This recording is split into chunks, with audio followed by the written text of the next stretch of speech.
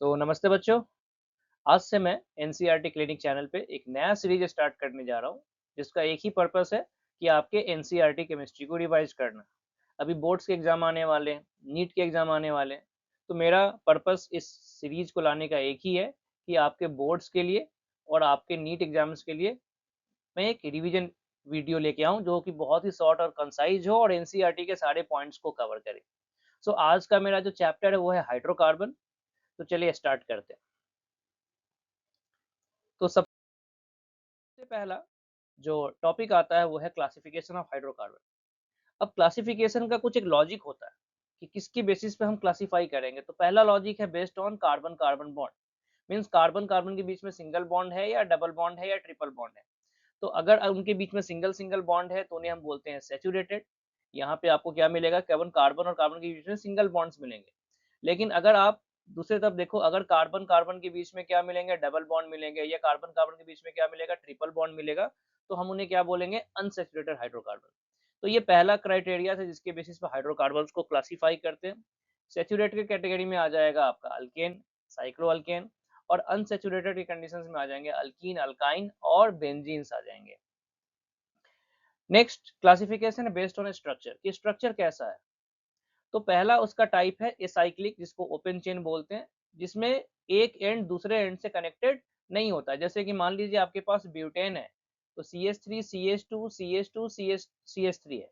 इसमें ये वाला कार्बन और ये कार्बन आपस में कनेक्टेड नहीं है। अगर ये आपस में कनेक्टेड हो जाएंगे तो फिर हमें जो मिलेगा उसको क्या बोला जाएगा, साइक्लिक। तो अगर मान लो यहाँ पे ये कार्बन जो है CH2 है, ये नेक्स्ट CH2 है, CH2 है, और ये फिर CH2 है, और ये दोनों एंड्स आपस में कनेक्ट हो गए, तो क्या बन गया, साइक्लिक। तो बेस्ड ऑन स्ट्रक्चर दो टाइप्स का हो गया, ओपन चेन एंड साइक्लिक। अब नेक्स्ट हाइड्रोकार्बन्स में आते हैं। तीन चैप्टर्स हैं, अल्केन, अल्कीन, अल्काइन और बेंजीन। मैं इसमें अल्केन से स्टार्ट कर रहा हूँ। तो हर चैप्टर में चार चीजें पढ़ना है: general information, method of preparation, physical properties and chemical properties. अब अल्केन्स के बारे में पहला प्रॉपर्टीज है कि ये सैचुरेटेड होता है, और इसका जो जनरल फॉर्मूला होता है CnH2n+2 होता है, जहाँ पे n का वैल्यू जो होगा वो 1 से स्टार्ट होके आप इन्फिनिट तक जा सकते हैं। दूसरा पॉइंट है कि यहाँ पे कार्बन कार्बन के बीच में कौन सा बॉन्ड मिलेगा, सिंगल सिंगल बॉन्ड मिलेगा। कार्बन जितने भी बॉन्ड बनाएगा सिंगल बॉन्ड बनाएगा, ठीक है। और यहाँ पे कार्बन का जो हाइब्रिडाइजेशन होता है वो sp3 होता है, और जो बॉन्ड एंगल होता है वो अप्रॉक्स 109 डिग्री होता है, ठीक है। ये इसका जनरल इन्फॉर्मेशन है। इसके होमोलोगस सीरीज का पहले मेंबर मीथेन होगा, फिर इथेन, प्रोपेन, ब्यूटेन, ऐसे आप आगे जा सकते हैं। नेक्स्ट पॉइंट आता है मेथड ऑफ प्रिपरेशन। अब मेथड ऑफ प्रिपरेशन में सबसे पहला पॉइंट है फ्रॉम अनसैचुरेटेड हाइड्रोकार्बन, जिसको हम सेवेटियस एंट्रेंस रिएक्शन भी बोलते हैं। अब इसमें क्या होता है कि मेरे पास है अनसैचुरेटेड, तो अंश का मतलब हो गया तो अल्कीन होगा या अल्काइन होगा। तो अल्कीन या अल्काइन को अगर मैं हाइड्रोजन के साथ रिएक्शन करता हूँ, किसके प्रेजेंस में, NiPd या Pt कैटलिस्ट के प्रेजेंस में, तो मुझे अल्केन मिलता है। अब इस रिएक्शन का इंपॉर्टेंट पॉइंट क्या है, तो ये रिएक्शन सिन एडिशन को फॉलो करता है, मतलब दोनों हाइड्रोजन ही सेम साइड से ऐड होगा। इस रिएक्शन के लिए जो अल्काइन है, अल्काइन का रिएक्टिविटी अल्कीन से ज्यादा होता है, बिकॉज अल्काइंस का पाई इलेक्ट्रॉन क्लाउड जो होता है वो सिमेट्रिक होता है, ठीक है। दूसरा, जितना ज्यादा आपके पास मल्टीपल बॉन्ड होगा उतना ज्यादा यहाँ पे एनर्जी रिलीज होता है, जिसको हम हीट ऑफ हाइड्रोजनेशन बोलते हैं। So heat of hydrogenation is directly proportional to number of pi bond. और अगर number of pi bond same है तो उस केस में हम स्टेबिलिटी पे जाएंगे। बेसिकली ये क्वेश्चन आता है अल्कीन के लिए कि compare the heat of hydrogenation. तो अगर अल्कीन के केस में नंबर ऑफ डबल बॉन्ड क्या हो, सेम हो, तो उस केस में आपको क्या देखना चाहिए, स्टेबिलिटी। जो ज्यादा स्टेबल होगा उसका हीट ऑफ हाइड्रोजनेशन क्या होगा, कम होगा, ठीक है। बाकी एनसीईआरटी पॉइंट के हिसाब जो है कि निकेल जो है उसको हीट चाहिए ही चाहिए। क्यों, बिकॉज निकेल उतना रिएक्टिव नहीं है जितना पीडी और पीटी रिएक्टिव होते हैं। नेक्स्ट जो रिएक्शन है वो है कार्बोनिल कंपाउंड। इसके अंदर दो रिएक्शंस आएंगे। पहला है क्लेमेंसन रिडक्शन, जिसमें जिंक अमलगम HCl के प्रेजेंस में रिएक्शन करने पे C डबल बॉन्ड O जो है वो CH2 में कन्वर्ट होता है। और दूसरा रिएक्शन है वोल्फ किस्नर रिडक्शन, जिसमें भी से कार्बोनिल कंपाउंड हाइड्रोजन के प्रेजेंस में बेसिक मीडियम में हीट करने से आपको फिर से अल्केन मिलता है। अब इन दोनों का काम एक ही है, दोनों का काम एक ही है, लेकिन कुछ डिफरेंस है। डिफरेंस क्या है, तो यहाँ पे हमने HCl यूज किया है और यहाँ पे हमने OH- यूज किया है। मतलब अगर आपके पास एसिड सेंसिटिव ग्रुप हो, एसिड सेंसिटिव ग्रुप का मतलब हो गया अल्कोहल हो सकता है, ईथर हो सकता है, डबल बॉन्ड हो सकता है, तो इन सब के प्रेजेंस में आप इस मेथड को यूज नहीं करोगे। और अगर आपके पास बेस सेंसिटिव ग्रुप है, जैसे मैं कॉमन एग्जांपल बोल देता हूँ कि आपके पास लिविंग ग्रुप है, हैलोजेंस है टाइप, तो अगर आपके पास हो तो फिर ये मेथड यूज नहीं कर सकते। दोनों मेथड का यही लिमिटेशन है। क्लेमेंसन के केस में आप एसिड सेंसिटिव वाले स्ट्रक्चर्स को नहीं ला सकते हो, और वोल्फ किस्नर के केस में आप बेस सेंसिटिव ग्रुप को नहीं ला सकते हो। ठीक है, बाकी दोनों का एक ही काम है, सी डबल बॉन्ड ओ को CH2 में कन्वर्ट करना।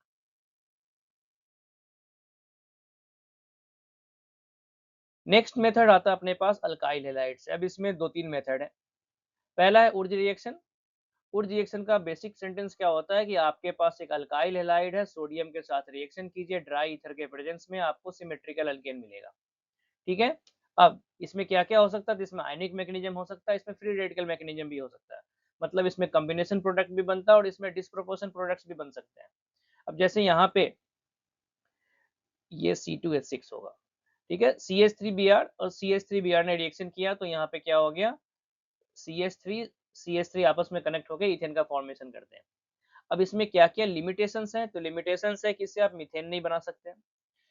इस मेथड का यूज अनसिमेट्रिकल अल्केन्स के लिए नहीं किया जाता है, क्योंकि उसके लिए आपको अल्काइल हैलाइड क्या होना पड़ेगा, डिफरेंट यूज करना पड़ेगा, और डिफरेंट यूज करोगे तो फिर मिक्सचर ऑफ प्रोडक्ट मिलेगा। और तीसरा, 3 डिग्री अल्काइल हैलाइड के केस में ये रिएक्शन नहीं होता है। उसके बाद रिडक्शन ऑफ अल्काइल हैलाइड, इसमें आपको बहुत सारे रिएजेंट्स मिलेंगे। इसमें रिएजेंट्स में आपको LiLH4 मिलेगा, इसमें आपको NaBH4 मिलेगा, इसमें आपको रेड फॉस्फोरस प्लस HI मिलेगा, इसमें आप जिंक प्लस एसिड भी यूज कर सकते हो। इन सारे मेथड से आप अल्काइल हैलाइड को RX को बेसिकली आप किस में कन्वर्ट करने वाले हो, RH में कन्वर्ट करने वाले हो। अच्छा, इस मेथड में एक लिमिटेशन था कि LiLH4 जो होता है वो 3 डिग्री को नहीं करता। नेक्स्ट अपने पास है फ्रॉम कार्बोक्सिलिक एसिड। इसमें पहला मेथड डिकार्बोक्सिलेशन, कि सोडियम और potassium salt of carboxylic acid को अगर मैं सोडा लाइम के साथ हीट करता हूं तो मुझे क्या मिलता है, अल्केन मिलता है। अब इसमें इंपॉर्टेंट पॉइंट क्या है कि जिस कार्बन से आपका कार्बोक्सिलिक एसिड अटैच है उसी कार्बन पे हमें क्या मिलने वाला है, नेगेटिव चार्ज मिलने वाला है, मतलब यहाँ पे हमें कार्ब अनायन इंटरमीडिएट मिलने वाला है। तो इस मेथड में कार्बन आयन आता है और लास्ट में यहाँ पे वाटर आके RH का फॉर्मेशन करता है। तो क्या हमें याद रखना है कि जिस कार्बन पे आपका कार्बोक्सिलिक ग्रुप या उसका सॉल्ट अटैच्ड है उस कार्बन पे ही निगेटिव चार्ज आएगा, मतलब इस रिएक्शन में कार्बन आयन इंटरमीडिएट होगा, और ये जितना ज्यादा स्टेबल होगा उतना ही ज्यादा आपका रेट ऑफ डिकार्बोक्सिलेशन फास्ट होगा। ठीक है, तो क्या करना है, हमें CO2 ग्रुप को हटाना है और वहां पे हमें H लेके आना है, बाकी जो CO2 ग्रुप है वो Na2CO3 में कन्वर्ट हो जाता है। नेक्स्ट है कोलवेज इलेक्ट्रोलिटिक मेथड। अब इसमें इलेक्ट्रोलिसिस करते हैं सोडियम और potassium salt of carboxylic acid को, और एनोड के ऊपर आर फ्री रेडिकल बनता है। बेसिकली फिर से यहाँ पे वही है, RCO माइनस का ऑक्सीडेशन हो जाता है, RCO ऑक्सीडेशन हो जाता है, इलेक्ट्रॉन का लॉस होता है, और ये हमें आर फ्री रेडिकल देता है जो आपस में कंबाइन होकर हमें RR देता है, मतलब फिर से हमें क्या मिला, सिमेट्रिकल अल्केन मिला। बाकी यहीं पे आपका जो CO2 जो CO कार्बोक्सिलिक एसिड ग्रुप था वो आपको CO2 बन के बाहर चला जाता है। तो यहाँ पे वही लिखा हुआ है, ये दोनों अल्केन और CO2 ये दोनों बनेंगे एनोड पे, और जो हाइड्रोजन गैस है ये बनता है कैथोड पे, और NaOH साथ में बन रहा है, मतलब जैसे जैसे यहाँ पे रिएक्शन चलेगा यहाँ का pH जो होगा वो इंक्रीज होगा, तो टाइम के साथ यहाँ का pH इंक्रीज होता है।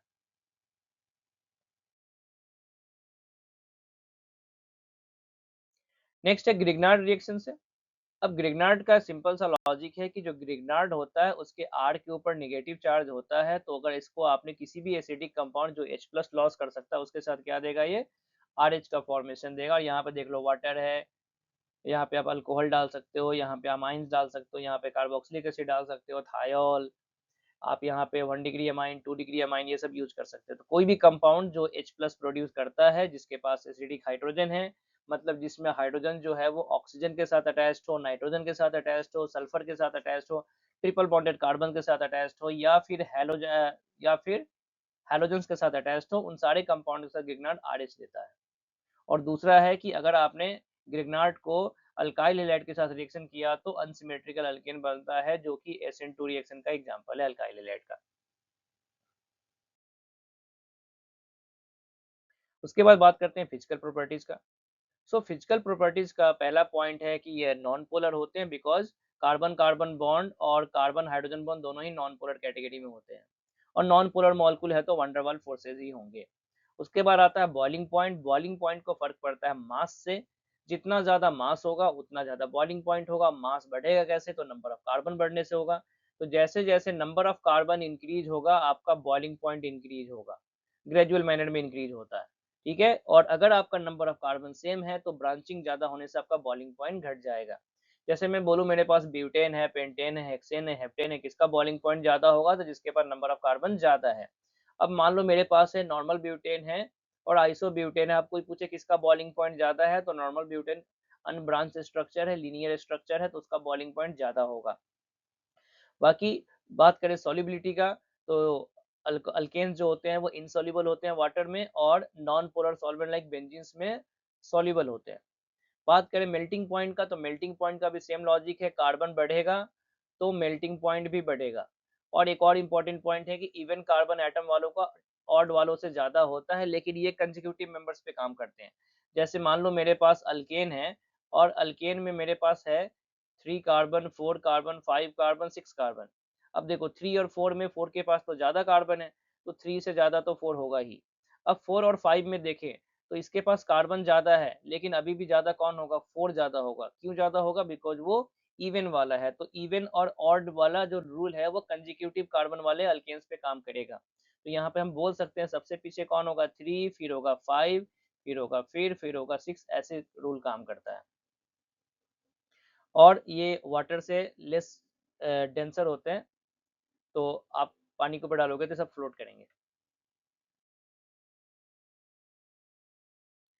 नेक्स्ट बात करते हैं केमिकल प्रॉपर्टीज। तो अल्केन का जो टिपिकल रिएक्शन होता है वो होता है फ्री रेडिकल सब्स्टिट्यूशन रिएक्शन। इसमें दो तीन रिएक्शन हमें पढ़ने हैं।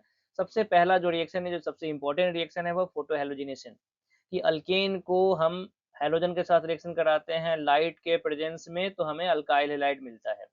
इसमें रिएक्टिविटी ऑर्डर इंपॉर्टेंट है कि फ्लोरीन सबसे ज्यादा रिएक्टिव है, आयोडीन सबसे स्लो है। तो फ्लोरीन इतना फास्ट होता है कि कोई नहीं पढ़ता है, आयोडीन इतना स्लो होता है कि इसके बारे में भी कोई नहीं पढ़ता। तो हमें मेनली क्लोरीनेशन एंड ब्रोमिनेशन के बारे में मिलने वाला है, जिसमें ब्रोमिनेशन जो होता है वो बहुत सिलेक्टिव होता है, सिलेक्टिव हाइड्रोजन को रिमूव करता है। 3 स्टेप में प्रोसेस होता है, इनिशिएशन, एलोंगेशन, टर्मिनेशन। कैसे पहचानोगे? तो इनिशिएशन में 2 फ्री रेडिकल्स बनेंगे, एलोंगेशन में 1 फ्री रेडिकल बनेगा, और टर्मिनेशन में आपको कोई भी फ्री रेडिकल प्रोडक्ट साइड में नहीं आएगा। इनिशिएशन में हैलोजन मॉलिक्यूल का ब्रेकडाउन होता है, और वो हैलोजन मॉलिक्यूल्स अपने आप को एक्स फ्री रेडिकल में कन्वर्ट करते हैं, और एक्स फ्री रेडिकल जाके आपके अल्केन के साथ रिएक्शन करके HX का फॉर्मेशन करता है, और साथ में क्या बनाता है? R free radical. और ये फिर R फ्री रेडिकल जाके X2 के साथ रिएक्शन करता है, और आपको RX का फॉर्मेशन होता है। इस तरीके से रिएक्शन चलता है। बाकी ये जो रिएक्टिविटी लिखा गया है ये बिल्कुल सही है, लेकिन ये फर्क पड़ता है। क्लोरीनेशन के केस में थोड़ा सा कैलकुलेशन करना पड़ता है, बट ब्रोमिनेशन के केस में आप आंख बंद करके 3 डिग्री मिले तो उसे उठाओ, नहीं तो फिर 2 डिग्री के हो। तो आपको क्या करना है? अल्केन से एक हाइड्रोजन हटाना है, उसके जगह पे X लगाना है, तो आपको क्या मिलेगा? अल्काइल हैलाइड मिलेगा। नेक्स्ट अपने पास है नाइट्रेशन। इसमें क्या होता है? HNO3 को हिट करते हैं तो OH यहाँ से गायब होता है फ्री रेडिकल बन के, और यहाँ से H गायब होता है फ्री रेडिकल बन के, तो ये दोनों आपस में वाटर बनाएंगे। और R फ्री रेडिकल और NO2 फ्री रेडिकल क्या बनाता है? नाइट्रो अल्केन बनाता है। बट इसमें प्रॉब्लम ये है कि जिस टेम्परेचर पे ये रिएक्शन होता है उस टेम्परेचर पे कार्बन कार्बन बॉन्ड भी ब्रेक हो जाता है। तो यहाँ पे जितने R फ्री रेडिकल बन सकते हैं सारे पॉसिबल प्रोडक्ट्स होते हैं। जैसे मान लो मेरे पास इथेन था, इथेन को मैंने HNO3 के साथ हिट किया, तो उस केस में क्या होगा? वहां पे HNO3 से तो NO2 आया, और इथेन से हो सकता है C2H5 फ्री रेडिकल भी आ जाए, तो एक बनेगा C2H5NO2। या ये भी हो सकता था कि मिथाइल और मिथाइल के बीच का बॉन्ड ब्रेक हो जाए तो CH3 फ्री रेडिकल मिलेगा, जो कि NO2 के साथ रिएक्शन करके नाइट्रोमीथेन भी दे सकता है। तो सारे पॉसिबल प्रोडक्ट्स यहाँ पॉसिबल होते हैं, जो भी कार्बन कार्बन बॉन्ड ब्रेक होके हो सकता है। तीसरा रिएक्शन है सल्फोनेशन। इसमें हम फीमिंग फीमिंग H2SO4 के साथ या ओलियम के साथ या फ्री SO3 के साथ अल्केन को हीट करते हैं, तो हमें अल्केन सल्फोनिक एसिड मिलता है। नेक्स्ट इसके बाद आता है ऑक्सीडेशन। ऑक्सीडेशन में पहला है कंप्लीट ऑक्सीडेशन। तो किसी भी हाइड्रोकार्बन को अगर हम बर्न करते हैं तो हमें CO2 और वाटर मिलता है, साथ में एनर्जी मिलेगा, because combustion is always exothermic process.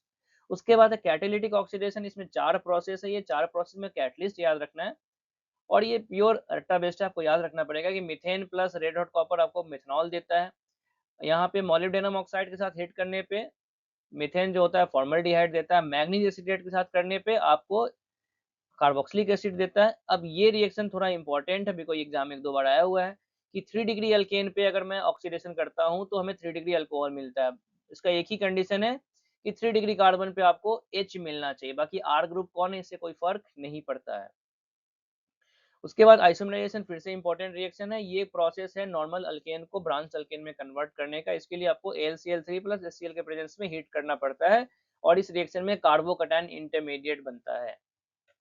उसके बाद अपने पास है एरोमेटाइजेशन। इसमें नॉर्मल हेक्सेन या उससे बड़े अल्केन्स रिएक्शन करते हैं, बट वो अनब्रांच्ड होने चाहिए। इसमें उनको हम क्रोमियम ऑक्साइड के और Al2 के ऑक्साइड के प्रेजेंस में हीट करने पे नॉर्मल हेक्सेन बेंजीन में बनता है। अगर यहीं पे हेप्टेन होता तो आपको टॉलिन मिलता। सो नेक्स्ट चैप्टर है अल्कीन्स। अल्कीन्स में फिर से 4 चीज पढ़ना है हमें: general properties, method of preparation, physical properties and chemical properties. Chemical properties का मतलब होता है रिएक्शंस। फिर से जनरल फॉर्मूला इज CnH2n, जहाँ पे n का वैल्यू 2 से स्टार्ट होगा। मीथेन की तरह यहाँ पे n का वैल्यू 1 नहीं होगा, और अनसैचुरेटेड है तो यहाँ पे आपको at least 1 carbon carbon double bond मिलना चाहिए। बात करते हैं मेथड ऑफ प्रिपरेशन का। तो पहला अपने पास है अल्काइन से 2 मेथड आएंगे। एक होता है लिंडस कैटलिस्ट जो कि हमें सिस अल्कीन देता है, एक होता है बिर्च रिडक्शन। ये आपका है बिर्च रिडक्शन, और यहाँ पे है लिंडलस कैटलिस्ट को कैटालिटिक हाइड्रोजनेशन भी बोलते हैं। तो यहाँ पे आपको क्या मिलेगा, सिस अल्कीन मिलेगा, और यहाँ पे आपको क्या मिलेगा, ट्रांस अल्कीन मिलेगा। यहाँ पे होता है H2PdC और H2PdBSO4, और इसमें होता है सोडियम और लिथियम इन लिक्विड अमोनिया। दोनों का मैकेनिज्म अलग अलग है। ये सिन एडिशन ऑफ हाइड्रोजन होता है, ये एंटी एडिशन ऑफ हाइड्रोजन होता है। नेक्स्ट अपने पास है अल्काइल हैलाइड। बहुत इंपॉर्टेंट मेथड है अपने लिए। इसमें क्या होता है कि अगर हम किसी अल्काइल हैलाइड को कंटेनिंग बीटा हाइड्रोजन अगर हम हिट करते हैं in presence of strong base like alcoholic KFH और NaNH2 और RO-, इन सब के प्रेजेंस में अगर मैं हिट करता हूं तो E2 मैकेनिज्म के थ्रू, एंटी एलिमिनेशन के थ्रू आपको प्रोडक्ट मिलता है। ठीक है, जिस कार्बन पे हैलोजन है वो अल्फा है, जिसको नेक्स्ट वाले पे बीटा है। मैकेनिज्म E2 मैकेनिज्म को फॉलो करता है, एंटी को फॉलो करता है। ठीक है, और जनरली जो होता है यहाँ पे सैडजेफ प्रोडक्ट बनता है। ठीक है, और अगर आपको हॉफमैन प्रोडक्ट चाहिए तो फिर X के जगह पे आपको क्या चाहिए, फ्लोरीन चाहिए। अल्काइल फ्लोराइड हॉफमैन प्रोडक्ट देता है, या फिर टर्ट बीट ऑक्साइड के प्रेजेंस में आप हीट करोगे तो आपको मिलेगा, या फिर आपको एक्सटेंडेड कंजुगेशन के केस में जहाँ पे डबल बॉन्ड जो बना वो रेजोनेंस कर लेता है किसी डबल बॉन्ड के साथ, उस केस में आपको हॉफमैन प्रोडक्ट मिल सकता है। अदरवाइज आपको हमेशा क्या मिलेगा, सैडजेफ प्रोडक्ट मिलेगा। उसके बाद नेक्स्ट आता है विस्नल डाइहाइड। विस्नल डाइहाइड को जिंक डस्ट के साथ हीट करने पे आपको अल्कीन मिलता है। ये मैकेनिज्म रेडॉक्स मैकेनिज्म को फॉलो करता है, और ये रिएक्शन जो होता है वो एंटी एलिमिनेशन का होता है। तो क्या करना है, अगल बगल के कार्बन पे विस्नल डाइहाइड होना चाहिए, दोनों के बीच में आपको डबल बॉन्ड मिल जाएगा। नेक्स्ट है विस्नल डाइहाइड, सॉरी विस्नल डाइहाइड नहीं है, ये है डिहाइड्रेशन ऑफ अल्कोहल। यहाँ पे अल्कोहल को अगर हीट किया जाए H+ के प्रेजेंस में तो आपको अल्कीन मिलता है। मैकेनिज्म E1 होता है, इंटरमीडिएट कार्बोकैटायन होता है। ठीक है, यहाँ पे फिर से सैडजेफ प्रोडक्ट मिलता है, और यहाँ पे रीअरेंजमेंट भी पॉसिबल हो सकता है।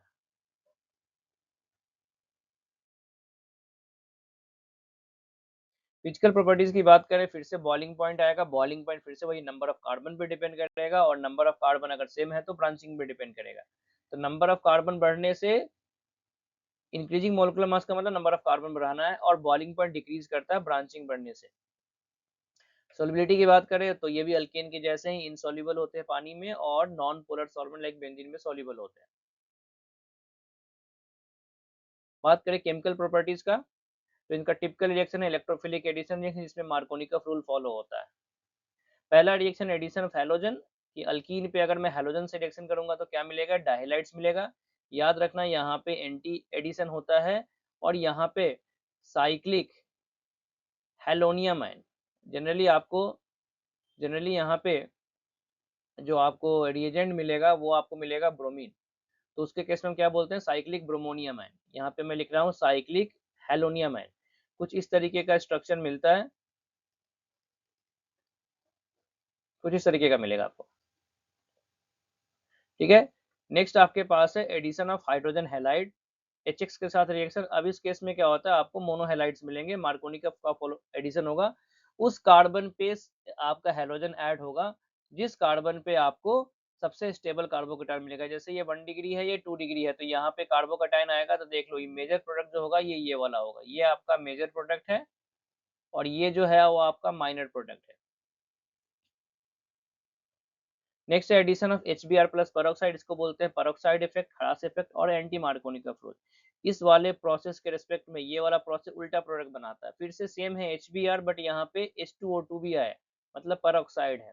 तो ये रिएक्शन केवल HBr देता है, ना HCl देता है, ना ही HI देता है, बिकॉज उनके केसेस में एक प्रोसेस जो होता है वो एंडोथर्मिक स्टेप होता है, इसलिए ये रिएक्शन नहीं हो पाता है।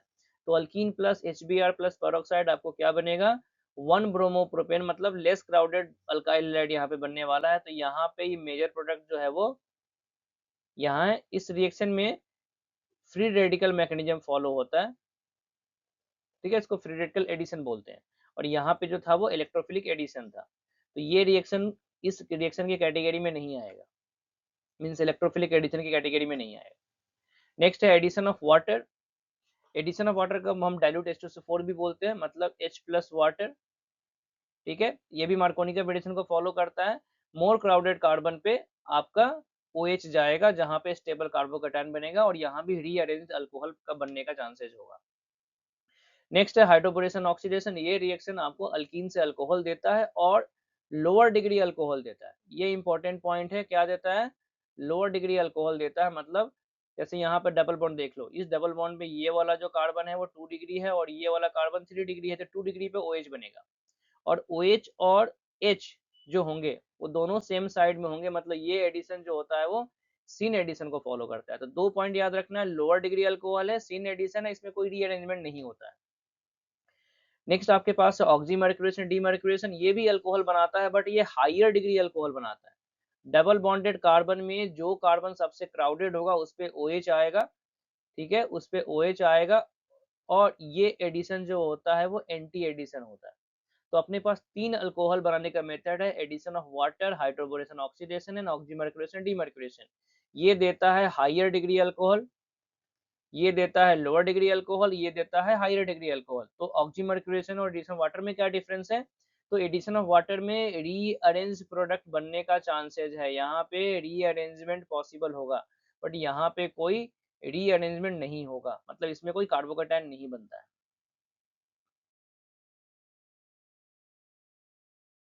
नेक्स्ट अपने पास है ऑक्सीडेशन। ऑक्सीडेशन में पहला रिएक्शन है विद कोल्ड अल्कलाइन KMnO4, इसको हम बेयर्स रिएजेंट भी बोलते हैं, और ये टेस्ट ऑफ अनसैचुरेशन भी है, ये टेस्ट ऑफ अनसैचुरेशन भी है, मतलब अल्कीन और अल्काइन दोनों ये टेस्ट देते हैं। तो अल्कीन के साथ जब बेयर्स रिएजेंट रिएक्शन करता है तो विसनल डायोल बनता है, और ये रिएक्शन जो होता है वो सीन एडिशन को फॉलो करता है। नेक्स्ट है ओजोनोलिसिस, कि अल्कीन को अगर मैं ओजोन से रिएक्शन कराता हूँ फॉलोड बाय जिंक वाटर, तो हमें कार्बोनिल कंपाउंड मिलते हैं, अल्डिहाइड या कीटोन, डिपेंडिंग ऑन कि डबल बॉन्डेड कार्बन पे हाइड्रोजन है या नहीं है। और उसके पहले इंपॉर्टेंट पॉइंट ये है कि यहाँ पे ओजोनाइड का फॉर्मेशन होता है, ठीक है। तो जहाँ पे डबल बॉन्ड है तोड़ दो, दोनों पे तो डबल बॉन्ड O लगा दो, अगर H है तो अल्डिहाइड बनेगा, नहीं है H तो कीटोन बनेगा। नेक्स्ट है रिएक्शन विद एसिडिक KMnO4 और हॉट KMnO4। तो ये क्या है, एक स्ट्रॉन्ग ऑक्सीडाइजिंग एजेंट है और ऑक्सीडेटिव ओजोनोलिसिस जैसा ही। अच्छा, ये मैंने ओजोनोलिसिस में पॉइंट नहीं बोला कि अगर यहाँ पे जिंक वाटर की जगह पे अगर कोई जिंक H2O2 यूज करेगा तो फिर अल्डिहाइड नहीं मिलेगा, अल्डिहाइड की जगह पे कार्बोक्सिलिक एसिड मिलेगा, और कीटोन की जगह पे कीटोन ही मिलेगा। तो हॉट KMnO4 में भी यही है कि डबल बॉन्ड से ब्रेक होगा, अगर कार्बन पे H है तो कार्बोक्सिलिक एसिड मिलेगा, और अगर H नहीं है तो कीटोन मिलेगा। जैसे मान लो यहाँ पे ऐसा होता RCR डबल बॉन्ड CHNR, यहाँ से तोड़ेंगे, इधर में H है तो कार्बोक्सिलिक एसिड मिलेगा, इधर में H नहीं है तो क्या मिलेगा, कीटोन मिलेगा। और इस मेथड में एक और डिफरेंस है कि अगर यहाँ पे कभी फॉर्मिक एसिड बनता है तो वो CO2 में कन्वर्ट हो जाता है, जो कि ऑक्सीडेटिव ओजोनोलिसिस में नहीं होगा। ठीक है, ऑक्सीडेटिव ओजोनोलिसिस में क्या होता है, हॉट केमनोफोर जैसा ही प्रोडक्ट बनता है, बट वहाँ पे फॉर्मिक एसिड ही रहता है।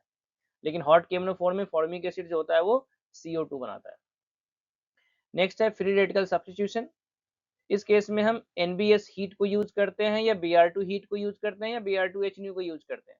इसको हम एलाइलिक ब्रोमिनेशन भी बोलते हैं। इसमें डबल बॉन्ड के नेक्स्ट कार्बन पे जो भी कार्बन होगा, अगर उसके पास हाइड्रोजन है तो H को हटा के वहां पे क्या आ जाएगा, ब्रोमीन आ जाएगा। ये भी फोटो हेलोजिनेशन जैसा ही रिएक्शन है, इसमें भी फ्री रेडिकल मैकेनिज्म ही होता है, सब्स्टिट्यूशन ही बोलते हैं। और यहाँ भी इनिशिएशन, एलोंगेशन और टर्मिनेशन स्टेप चलता है। तो Br2 हीट और Br2 लाइट और Br2HNO, HNO का मतलब लाइट ही है, इन सब का काम एक ही जैसा है। नेक्स्ट अपना चैप्टर है अल्काइंस। फिर से 4 चीज पढ़ना है, general information, method of preparation, physical properties and chemical properties. General information, general formula is CnH2n-2, जहाँ पे n का वैल्यू फिर से 2 से स्टार्ट होगा और अनसेचुरेटेड है और कम से कम एक ट्रिपल बॉन्ड तो मिलेगा ही मिलेगा।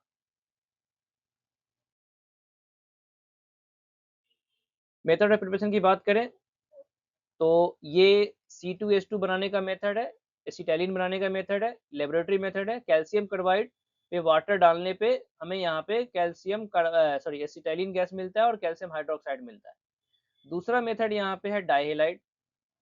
तो अगर डाइहेलाइड पे हम अल्कोहलिक KOH के बाद दूसरा रीजन क्या डाले, NaNH2, तो हमें क्या मिलता है, हमें अल्काइन मिलता है। रिएक्शन 2 स्टेप में होता है, पहले एक X गया और एक H गया, तो क्या बना यहाँ पे, हमें यहाँ पे एक अल्कीन मिला, जो कि बेसिकली हमें क्या देता है, विनाइल हैलाइड दे रहा है। तो विनाइल हैलाइड का यहाँ पे इंटरमीडिएट फॉर्मेशन होता है, फिर उसको NaNH2 के साथ हिट करने पे फिर से ये X जाएगा और ये से जाएगा और हमें क्या मिलेगा, अल्काइन मिलेगा। तो जो काम अल्कीन एक बार करता है वही काम अल्काइन आपको 2 बार करके देगा। नेक्स्ट है क्लोरोफॉर्म। अच्छा, यहाँ भी मैकेनिज्म बोल देता हूँ, यहाँ पे मैकेनिज्म E2 ही था। नेक्स्ट है क्लोरोफॉर्म और हाइड्रोफॉर्म। ये भी कैल्शियम कार्बाइड की तरह ही लेबोरेटरी प्रिपरेशन है C2H2 का, कि क्लोरोफॉर्म या हाइड्रोफॉर्म को सिल्वर पाउडर के साथ यूज करने पे हमें एसिटाइलिन गैस मिलता है, सिमिलर टू वुर्ज रिएक्शन। नेक्स्ट है टेट्राहेलाइड। अभी हमने एक रिएक्शन पढ़ा था अल्कीन में कि डाइहेलाइड को, विस्नल डाइहेलाइड को अगर हम यूज करते हैं जिंक डस्ट के साथ तो हमें क्या मिलता है, अल्कीन। वैसे ही अगर आपके पास टेट्राहेलाइड हो और विस्नल पोजीशन पे हो तो हम जिंक डस्ट को यूज करेंगे तो हमें क्या मिलेगा, अल्काइन। 2 स्टेप में होगा, पहले अल्कीन बनेगा फिर अल्काइन बनेगा। बात करते हैं रिएक्शंस का, तो ये भी अल्कीन की जैसा ही इलेक्ट्रोफिलिक एडिशन रिएक्शन देता है, लेकिन ये लेस रिएक्टिव होता है। किसके रेस्पेक्ट में, अल्कीन के रेस्पेक्ट में, बिकॉज इसका जो कार्बोकैटायन है वो उतना स्टेबल नहीं होता है।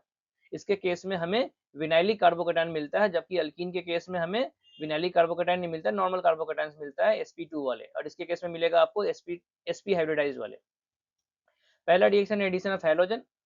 ये भी टेस्ट ऑफ अनसेचुरेशन है, जैसे बेयर्स होता है वैसे ये भी टेस्ट ऑफ अनसेचुरेशन है।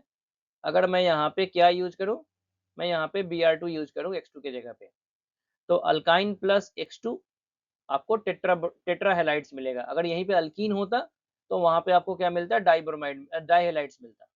तो addition of halogen with alkene और alkyne is a test of unsaturation. Next है एडिशन ऑफ हाइड्रोजन हेलाइड। तो अल्कीन ने क्या बनाया था, मार्कोनिका एडिशन के थ्रू अल्काइल हेलाइड बनाया था। अल्काइन भी वही काम करेगा, लेकिन यहाँ पे जेम डाइहेलाइड मेजर प्रोडक्ट बनता है, ये इंपॉर्टेंट पॉइंट है। नेक्स्ट है एडिशन ऑफ H2। अभी हमने पढ़ा था अल्कीन के प्रिपरेशन में, अगर आपने H2 के साथ Pt, Pd और Ni यूज किया तो आपको अल्केन मिलेगा, और उसको थोड़ा सा डीएक्टिवेट कर लो, क्यूनिलीन डाल लो, चारकोल डाल लो, BSO4 डाल लो, तो आपको क्या मिलेगा, सिस अल्कीन मिलेगा। Addition of water. अब एक और पॉइंट सुनो, जो रिएजेंट अल्कोहल अल्कीन के साथ अल्कोहल बनाता है वही रिएजेंट अल्काइन के साथ कार्बोनिल कंपाउंड बनाता है। तो अभी हमने एसिडिक वाटर देखा था कि अल्कीन पे एसिडिक वाटर डालेंगे तो अल्कोहल बनेगा, तो आपने अगर अल्काइन पे डाला तो आपको क्या देगा, कार्बोनिल कंपाउंड देगा। तो डाइल्यूट H2SO4 और एसिडिक वाटर आपको क्या देता था, हाइयर डिग्री अल्कोहल। जो हाइयर डिग्री अल्कोहल देगा वो आपको कीटोन देगा, ठीक है, और जो लोअर डिग्री होगा वो आपको क्या देगा, अल्डिहाइड देगा। हाइड्रोबोरेशन ऑक्सीडेशन ये आपको लोअर डिग्री अल्कोहल देता था, मतलब अब आपको क्या देगा ये, अब आपको ये अल्डिहाइड देगा एक्सेप्ट एसिटाइलिन। तो यहाँ पे एक पॉइंट ये याद रखना है कि यहाँ पे R3B इंटरमीडिएट का फॉर्मेशन होता है। बाकी सीन एडिशन ये तो मैंने आपको अल्कीन वाले में बता दिया था। नेक्स्ट है ऑक्सीमर्क्यूरेशन डीमर्क्यूरेशन। तो ऑक्सीमर्क्यूरेशन डीमर्क्यूरेशन क्या बनाता था, हायर डिग्री अल्कोहल बनाता था, और हायर डिग्री अल्कोहल बनाने में यहाँ पे आपको कीटोन का फॉर्मेशन हो जाएगा, बिकॉज जो लोअर डिग्री देता है अल्कीन के साथ वो अल्काइन के साथ अल्डिहाइड देगा, और जो हायर डिग्री अल्कीन के साथ देता है वो आपको कीटोन देगा। नेक्स्ट है साइक्लिक ब्रोमाइनेशन, कि अगर आपने एसिटाइलिन गैस को red hot iron copper tube से पास किया तो वो बेंजीन का फॉर्मेशन करता है, रिएक्शन इलेक्ट्रोफिलिक एडिशन को ही फॉलो करता है। इसके अलावा अल्काइन का एक और रिएक्शन है कि अल्काइन एसिडिक भी हो सकते हैं अगर वो टर्मिनल है तो। ये रिएक्शन केवल टर्मिनल अल्काइंस का होगा, नॉन टर्मिनल्स का नहीं होगा। टर्मिनल बोलने का मतलब है जिसके लास्ट में CH मिले। तो पहला है रिएक्शन विद सोडियम और NaNH2, एक स्ट्रॉन्ग बेस है और एक रिएक्टिव मेटल है। तो एसिड प्लस रिएक्टिव मेटल और स्ट्रॉन्ग बेस आपको कंजुगेट बेस देगा, और साथ में क्या देगा, आपको हाइड्रोजन गैस देगा। तो वही है, यहाँ पे सोडियम एसिटाइलिड डाइसोडियम एसिटाइलिड बना हुआ है, बट ये अनस्टेबल होता है, रिएक्शन जनरली लोग यहीं तक करते हैं। अगर बहुत ज़्यादा सोडियम में NH2 डालोगे तो ही बनेगा, ये अनस्टेबल है, पानी डालने पर वापस आपको ये यहाँ से यहाँ पहुँच जाएगा। नेक्स्ट है टॉलेंस टेस्ट। ये रिएक्शन होता है, यूज होता है टर्मिनल और नॉन टर्मिनल को डिफरेंशिएट करने में अल्काइंस में। तो अगर अमोनिकल सिल्वर नाइट्रेट सॉल्यूशन को टर्मिनल अल्काइन से रिएक्शन कराया जाए तो यहाँ पे व्हाइट प्रेसिपिटेट बनता है। ठीक है, इवन यहाँ पे क्यूपरस क्लोराइड के साथ करने पे भी रेड प्रेसिपिटेट बनता है। तो ये रिएक्शंस थे अल्काइंस के। तो आपको ये रिवीजन वीडियो अच्छा लगा होगा। अगर आपको अच्छा लगा है तो प्लीज़ लाइक कीजिए, शेयर कीजिए और सब्सक्राइब कीजिए, ताकि मैं ऐसे और वीडियोज आपके लिए लेके आऊँ, और अपने दोस्तों के साथ ज़रूर शेयर कीजिए अगर आपको ये वीडियो अच्छा लगता है तो। Thank you.